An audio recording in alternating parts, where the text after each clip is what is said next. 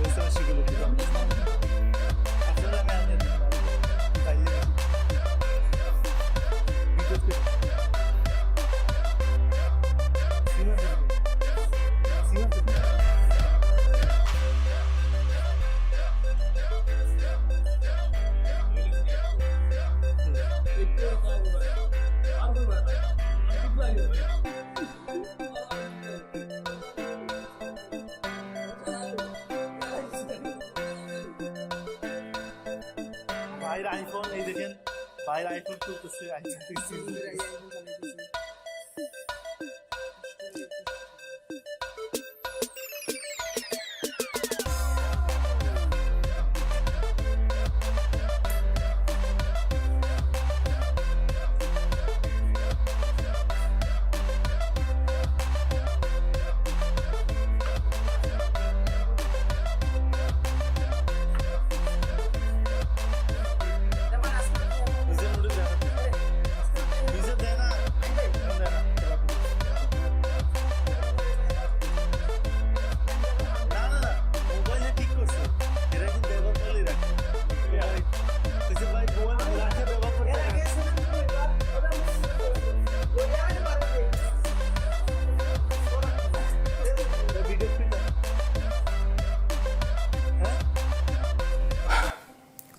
So আমাদের video মানে এই ভিডিওর মাধ্যমে দেখলাম আমি যে এই ফোনটা কেনার সময় কি কি পাগলামি করেছি।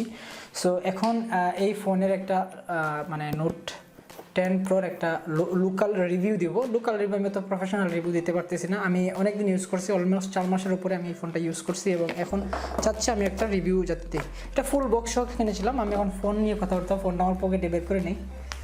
সো ফার্স্টটা হচ্ছে গিয়ে ডিজাইন।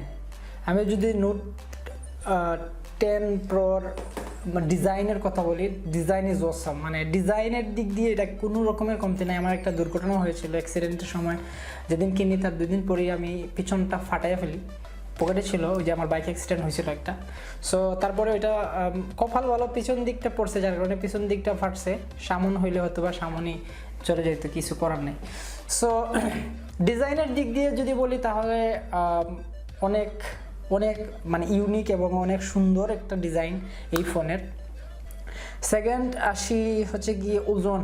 আমাদের ফোন মানে ফোন ক্যারি করার জন্য যে একটা নর্মাল ওজন থাকে ফোনের মধ্যে, এটাতে একটু বেশি মনে হচ্ছে আমার নর্মাল ফোন থেকে। আর সবথেকে পজিটিভ অ্যাডভান্টেজ এই ফোনের যেটা, সেটা হচ্ছে গিয়ে খুব তাড়াতাড়ি ফাস্ট চার্জিং হয়। এখানে আলট্রা চার্জার দেওয়া থাকে এবং ওই চার্জার কেবল দিয়ে যদি আপনি চার্জ দেন তাহলে খুব ফাস্ট, সর্বোচ্চ 35 মিনিটস এটার ফুল মানে হয়ে যায়। ফুল 35 থেকে 40 মিনিটস এটার ফুল চার্জ হয়ে যায় এবং ওই মানে লং টাইম স্টে করে। মানে এমন না যে আমি 35 মিনিটের চার্জ দিয়ে দিলাম ফুল এবং 1 ঘন্টায় চলে যায়, 2 ঘন্টায় চলে, এরকম না। অনেক লং সময় এই চার্জটা স্টে থাকে। এরপরে হচ্ছে গিয়ে ক্যামেরার যে কোয়ালিটি, এটা ওয়াসাম, মানে এটা বলে শেষ করা যাবে না। এই ফোনে হচ্ছে গিয়ে আপনার 0.8 যে স্লো মোশন থাকে ওইটা আছে, প্লাস আরও অনেকগুলা অ্যাডভান্টেজ আছে যেটা হচ্ছে গিয়ে বলে শেষ করা যাবে না। কিছু ডিসঅ্যাডভান্টেজ আছে। আপনারা অ্যাডভান্টেজ যদি খুঁজেন তাহলে ইউটিউবে হাজার হাজার ভিডিও পাবেন। আমি এজ এ ইউজার হিসেবে এখান থেকে যে ডিসঅ্যাডভান্টেজগুলো পেয়েছি বা আমার কাছে নেগেটিভ যে জিনিসগুলো, ওইগুলাই হাইলাইটে নিয়ে আসবো। ফার্স্টে হচ্ছে গিয়ে মানে এটা ডিজাইন করা হয়েছে ঠিকই আছে, কিন্তু কোনো কারণে যদি অ্যাক্সিডেন্টলি আপনি পিছনের দিকটাতে একটু ক্র্যাচ দিয়ে দেন বা কোনো কারণে চাপ পড়ে যায় তাহলে পিছনের দিকটা ফেটে যাবে। কারণ এখানে পিছনটা হচ্ছে গিয়ে ক্রিস্টাল না কাচের মতো প্লাস্টিক বা যেটাকে আমরা বলি মানে একদম কাচের মতো। সো এটা অল্প জুড়ে প্রেশার পেলে ফেটে যাবে। সেকেন্ড যেটা হচ্ছে গিয়ে এই ফোন যদি আপনি অনলাইনে ভিডিও কনফারেন্সিং বা ভিডিও কনফারেন্সিং যেমন ইনস্টাগ্রামে অথবা হোয়াটসঅ্যাপে অথবা স্কাইপে লং টাইম নিয়ে কথা বলেন তাহলে প্রচুর পরিমাণে গরম হয়ে যায়, মানে প্রচুর গরম, যেটা কল্পনা করতে পারবেন না। নেটওয়ার্ক অনেক ডিস্টার্ব করে, কারণ দেখা গেছে নেটওয়ার্ক অন্য জায়গায় যে ফাস্ট আছে কিন্তু এখানে একটু প্রবলেম করে, নেটওয়ার্কে একটু ঝামেলা আছে। তবে এটা রিজনেবল, মানে এটা মেনে নেওয়া যায় এমনটাই। আর হচ্ছে গিয়ে ক্যামেরা, 5টা ক্যামেরা দেওয়া আছে, তার মধ্যে হচ্ছে আপনি যদি নর্মাল ক্যামেরা জুম যেটা আছে 1x জুম এবং আপনি যেটা থাকে যেমন 108 মেগাপিক্সেলের ক্যামেরা যে আমরা ছবিগুলো তুলাই মোটামুটি ভালো কোয়ালিটি হয়। তবে যখন ক্যামেরাতে যাব তখন ম্যাক্সিমাম সময় এই ফোনগুলোতে হ্যাং করে। মানে দেখা গেছে যে আমি অন্যান্য ফাংশন ব্রাউজিং করতেছি, তারপরে হচ্ছে ক্যামেরায় গেলাম, এখানে দেখা গেছে হ্যাং করে বসে আছে তখন, বা ক্যামেরায় কাজ করে না, এরর চলে আসে, তখন ফোন রিসেট করে তারপরে ঢুকতে হয়। এটা আমি সব থেকে বেশি প্রবলেম ফেস করছি এবং এটা আমার মানে সব থেকে বেশি কষ্ট দিছে। তারপরে হচ্ছে গিয়ে যদি অনেক ভারী সফটওয়্যার যেগুলো আছে এই ফোনে ইউজ করেন তাহলে মোবাইল হ্যাং করার সম্ভাবনা বেশি থাকে, হ্যাং করেও। এই ফোনটা সব থেকে বেশি গরম হয়, যে কোনো কাজ করলে খুব বেশি টেম্পারেচার বেড়ে যায় এবং গরম হয়ে যায়, এটা আমার কাছে খারাপ লাগছে। আর হচ্ছে ক্যামেরাতে ম্যাক্সিমাম সময় কাজ করে না। আমি ক্যামেরাতে দেখা গেছে আমি মানে ইমেজ তুলতেছি, ছবি তুলতেছি, তারপরে হচ্ছে যখন ভিডিওতে গেলাম তখন কাজ করে না, ফোন মানে হ্যাং হয়ে যায়, তখন হয়তো রিসেট দিয়ে আবার ক্যামেরাতে যেতে হয়। এটা হচ্ছে সব থেকে বড় প্রবলেম। আর বাকি সব কিছু মোটামুটি ঠিক আছে, ফোন কোয়ালিটি, ভিডিও কোয়ালিটি, তারপরে হচ্ছে ভয়েস কোয়ালিটি যা যা আছে এভরিথিং, ডিজাইন এবং সেটের যে স্পিড আছে আলহামদুলিল্লাহ অনেক ভালো। তো ফ্যাশনেবল ইউজের জন্য অথবা পুষ্পাসের জন্য যদি হয়, এটা হচ্ছে অনেক বেস্ট একটা ফোন Xiaomi Note 10 Pro। আর যদি অনেক রাফ ইউজের জন্য বলেন তাহলে ইটস নট পারফেক্ট। আর এটা খারাপ হলেও আমার কাছে অনেক ভালো লাগছে, কারণ এটার ডিজাইনটা অনেক সুন্দর এবং আমি আমার সব ধরনের কাজ এটা দিয়ে করতেছি, চলতেছি মোটামুটি। যদি অনেক ভারী কোনো কাজ আমার এখানে ফোনে করতে হয় না, কারণ আমার পেছনে ডেস্কটপ দেখতেছেন, আমি এখানে আমার ম্যাক্সিমাম কাজ সেরে ফেলি। এটা জাস্ট ফোন রিসিভ, স্টুডেন্টদের রিপ্লাই, আর হচ্ছে গিয়ে টুকটাক ছবিও তুলি। ভিডিও করার জন্য আমার আলাদা ভিডিও ক্যামেরা আছে, অ্যাকশন ক্যামেরা, সো আমার এটার প্রয়োজন হয় না। মাঝে মধ্যে যদি প্রয়োজন হয় তাহলে ভিডিও করি। এখানে সবথেকে পছন্দের যে জিনিসটা ক্যামেরাতে আছে, যে 5টা আলাদা আলাদা লেন্স এবং 5টা আলাদা ব্যবহার আছে, যেটা কিনা আমাদের খুবই উপকারে আসবে যারা আউটডোরে, ইনডোরে অথবা স্মল প্লেসে যারা ভিডিও করতে চান তাদের জন্য ভালো হবে। যেমন আমার অবশ্যই এই কাজগুলো অ্যাকশন ক্যামেরায় করে ফেলে, যেমন আমি এখন ইনডোরে ভিডিও করতেছি কিন্তু আমার মোটামুটি স্পেস আছে, আমি ডিএসএলআর ইউজ করতেছি, কিন্তু আমার যদি এটা আরও ছোটো জায়গা থাকতো সেক্ষেত্রে আমি যেমন আমার ক্যামেরা দিয়ে আমি এই ঘর পুরোটাই ক্যাপচার করতে পারি, সো এটা অ্যাকশন ক্যামেরাতে হয়। সো এখানে এই অপশনটা আছে বা এই ফিচারটা দিয়ে দিছে। সো আলটিমেটলি সব দিক দিয়ে প্রাইস অনুযায়ী এই ফোনটা অত বেশি খারাপ না, তবে কিছু জায়গা ছাড়া মোটামুটি খুব ভালো এবং অনেক ভালো আমি যতটুকু মনে করি। যে বললাম ক্যামেরার রিজনটা আর গরম হওয়াটা, এই দুইটা প্রবলেম ছাড়া মোটামুটি সব দিক দিয়ে ভালো। ডিজাইনের দিক দিয়ে তো ওয়াসাম মানে বলা যায়, আর হালকা একটু বাড়ি, সমস্যা নাই, ইউজ করা যায়। তবে সব থেকে বড় সিনসিয়ার যে জিনিসটা থাকতে হবে, এই ফোন কোনোভাবেই হাত থেকে ফালানো যাবে না। যদি ফালান তাহলে 50,000 টাকা শেষ, মানে আমার 48,000 টাকা গেছে আর কি কিনতে। সো এতটুকুই ছিল এটা লোকাল রিভিউ। আর সব ধরনের অ্যাক্সেসরিজ যেগুলো আছে এগুলো খুব অ্যাভেলেবল না। সো আপনি চাইলেই টেম্পার গ্লাস, চাইলেই একটা চার্জার, চাইলেই এটা সেটা কিনে ফেলতে পারবেন না। এই জন্য আপনাকে অনেক সময় স্পেন্ড করতে হবে। মার্কেটে অ্যাভেলেবেল হওয়ার পরেও হয়তো আপনি এই জিনিসগুলো খুব তাড়াতাড়ি পাবেন। সো আশা করি লোকাল এই রিভিউটা আপনাদের ভালো লাগবে। যদি ভালো লাগে তাহলে অবশ্যই ভিডিওকে শেয়ার দিবেন, লাইক দিবেন, আর যদি আপনাদের কোনো অপিনিয়ন জানানো থাকে অবশ্যই কমেন্ট করে জানাবেন।